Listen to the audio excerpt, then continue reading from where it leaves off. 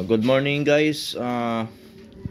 Bali magche-check nga po pala ako ng ignition coil saka crankshaft sensor. So part pa rin po pala ito ng ginagawa kong Honda City na overheat, tapos naging siya, no crank no start. So kahapon binalikan ko yung unit para ikabit yung starter.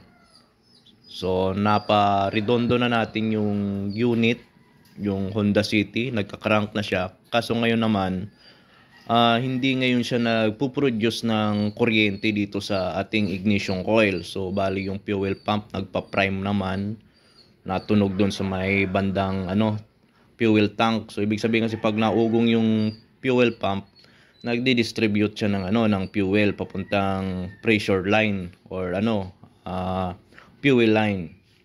So, dito muna, i-check muna natin itong ignition coil. Tapos kung magkaroon siya ng kuryente, tapos hindi pa rin siya umandar, mag-check naman ngayon tayo ng fuel injector. Kung yung fuel injector ba nag-i-spray.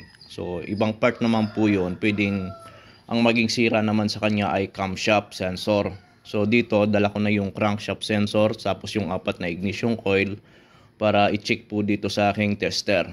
So, ayun po yung gagawin ko po muna ngayon. Bali, mag-check up ako ng ignition coil kung may firing at kung yung gappings niya ay okay pa ba, kung nasa 40,000 kilovolts or 30,000 kilovolts yung natin, yung spark na lalabas dito sa ating ignition coil. So, pinaka-issue lang kasi nito, basic check up muna. Kailangan natin dito makapag-produce tayo ng kuryente. Ngayon kasi kung may kuryente to dito sa aking tester, na bench test ko siya, may kuryente na wala pang crankshaft sensor. So ibig sabihin okay ang coil.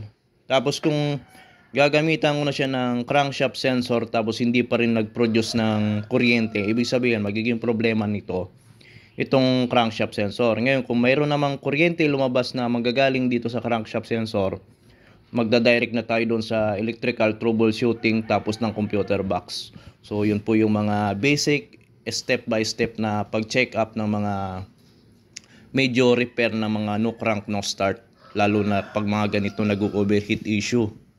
So mayroon siyang problema sa mga electrical kadalasan. So ayun lang guys, i-prepare ko na muna yan, i-set up ko para ma-check up.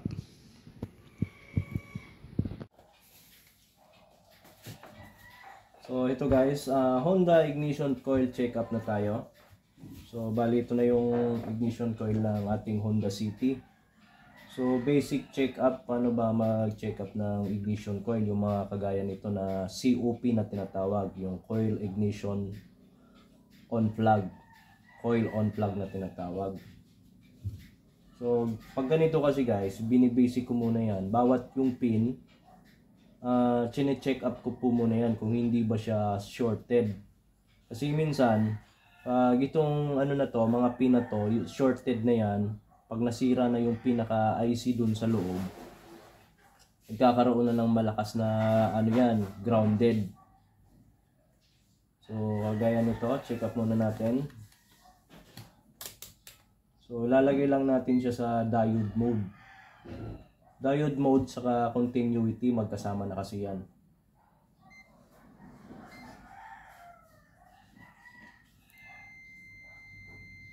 Sa pag-check nga po pala nito, mahalagang alam natin yung mga pins. So 3 pin po ito. Kailangan alam natin yung pinaka 12 volt supply, ground, saka yung 5B negative, 5B na manggagaling dun sa computer box, yung magti-trigger dito sa ating ignition coil. So positive na 5B supply ang trigger natin. So check muna natin to kung pasado yung mga mga pin. Oh, nako. Shorted na to. Wala na.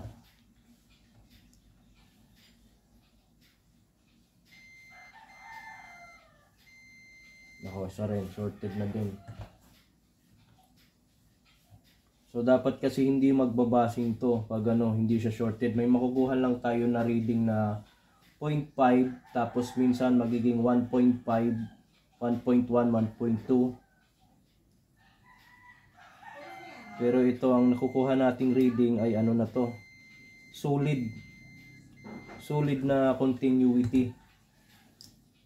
Ibig sabihin, mangyayari dito, pwedeng nagkaroon ng problema dun sa linya ng wiring. Kasi shorted na siya, oh.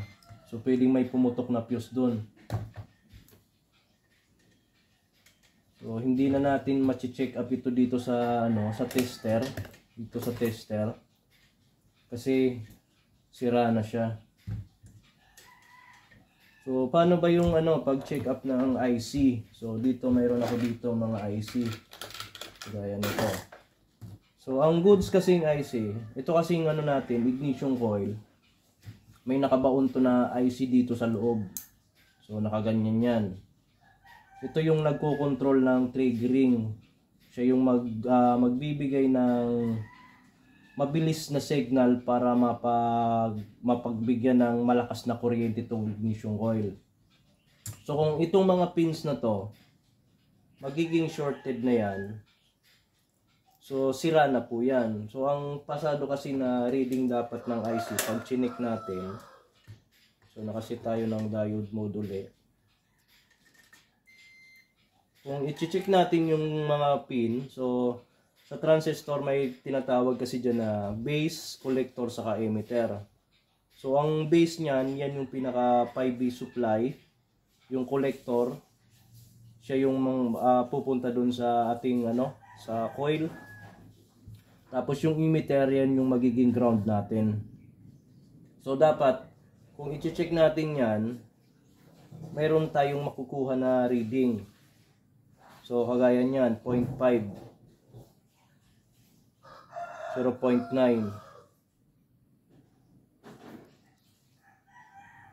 So ganyan dapat yung makukuha natin na reading dito kung i-check natin tong ignition coil.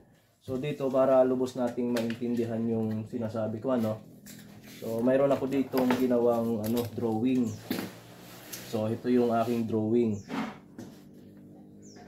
Ayan. Ito yung natin, ito yung ignition coil. Ito yung secondary coil niya na pupunta doon sa spark plug. Ito naman yung primary coil na manggagaling doon sa IC. So ibig sabihin kasi, pag switch on ignition mo, magkakaroon na ng power yan, yung ating coil, yung primary niya. Tapos habang kinakrank natin, yung signal naman manggagaling dun sa electronic control module na magbibigay ng buhay po dito sa ating IC. So ganito yung niya, ganito yung setup ng coil on plug sa loob. Ayan. So yung base, yun yung manggagaling dun sa electronic control module. Yung collector, yun papunta dito sa ating coil, sa ating ignition coil. Tapos yung emitter, yun ang pupunta sa ground. So dito sa part na to, hindi na natin ma-check yung nito, pagpapakuryente. So mag-aantay muna tayo ng pyesa nito.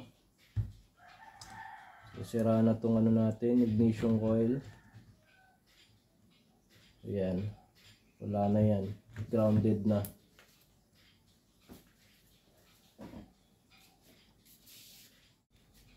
So ayan guys, bibigyan ko kayo ng isang sample na paano ba gumagana yung IC dito sa ating ignition coil.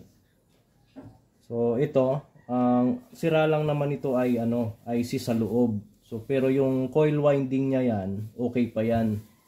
So dito nag-connect muna ako ng IC sa labas. So bali ganito nga po yung connection niyan, So ganyan yung wiring diagram natin. So itatry nating i-fire tong ignition coil na to kung buo pa ba yung winding niya dun sa loob. Pag nag-fire, buo yung winding niyan sa loob. Ang sira lang nito ay IC lang. So i-check natin yan. Power on ignition muna tayo. So kung makikita nyo, mayroon na agad power. Off muna na itong triggering.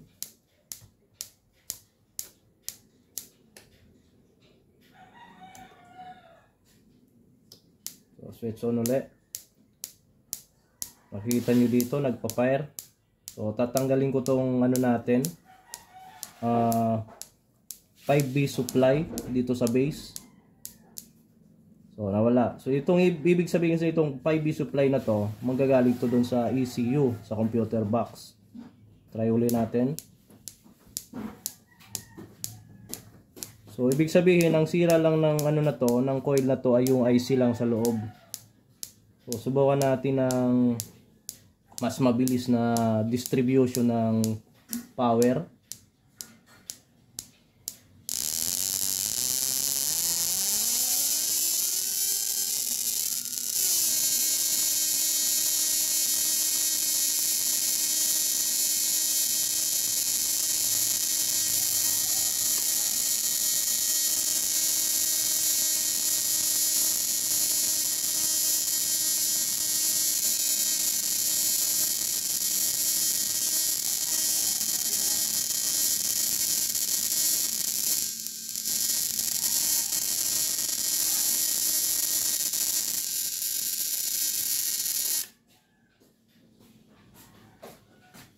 What's that sound? Ano sound yan?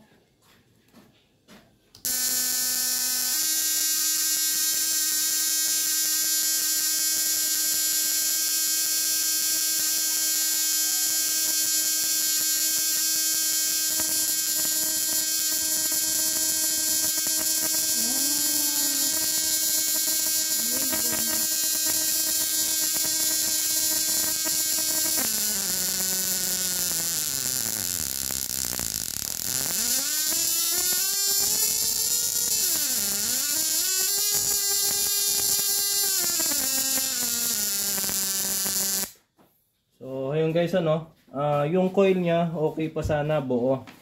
So wala sanang naging problema dun sa coil. Kaso nga lang, ang naging problema lang sa kanya, ito talagang IC. So shorted yung mga IC niya, bawat pin. So kaya nasira to. Ito kasi ang madalas maging problema ng Honda kapag nag-overheat. Yung matagal ng overheat, yung masamang overheat na, sobrang babad na dun sa makina, nasusunog yung ano natin, yung pinaka IC dun sa loob. So ayun lang, hanapin ko muna si sir ng ignition coil para mapalitan tong apat na to. So wala na yan, sira na yan lahat.